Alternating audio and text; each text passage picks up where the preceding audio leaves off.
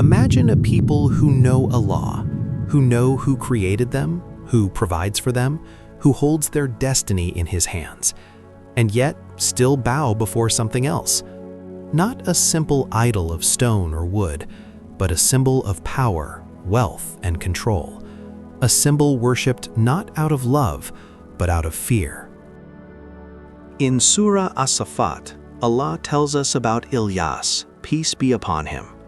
He came to a people obsessed with Baal. They were not ignorant, they knew the truth. And he asked them one question: do you call upon Baal and abandon the best of creators? A question that still echoes today. According to Ibn Kathir, Baal was once just a word, a title, a description, a lord, a master. But people changed it. A word became an idea became a belief became a god. Under King Ahab and Queen Jezebel, Baal worship became state policy. 450 priests, funded by the government, influential, powerful. They shaped thought. They controlled belief. They were the media of their time. Rain, harvest, wealth, success, everything the human heart desires. But people didn't worship Baal because they were stupid. They worshipped him because they were afraid. Fear of hunger, fear of drought, fear of loss, fear of losing control. And fear is the strongest weapon of false worship. Rituals began. At first, animals, then children. Fire, drums, silenced screams. At first, only elites, then a trend, then a norm. And eventually, refusal felt dangerous.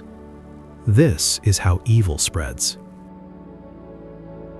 The children of Israel had knowledge. They had prophets. But when the heart weakens, truth becomes flexible. New lands, new cultures, new influences. And slowly, faith changes. People began to believe. Rain comes from Baal. Provision comes from Baal. Success comes from Baal. And Allah became distant. Not denied, but replaced in daily life. A ruler understood one thing: fear controls people, but fear alone is unstable.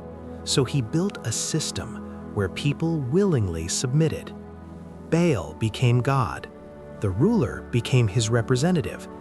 Religion became power. Temples, offerings, priests, a full system. People didn't just worship, they lived through Baal. Every hope, every fear, directed to him. Today, some claim Baal still exists in hidden forms: documents, symbols, conspiracies. Mentions tied to figures like Jeffrey Epstein. Fragments of the Kaaba's Kiswa appearing in records. Some facts are real, but many conclusions are not. This is where truth ends and speculation begins. A sacred object in the wrong hands does not prove a ritual. Emotion is not evidence, and confusion between the two is dangerous. Some falsely link magic to Suleiman, peace be upon him, but the Quran is clear in Surah Al-Baqarah. He did not practice magic. Magic belongs to devils.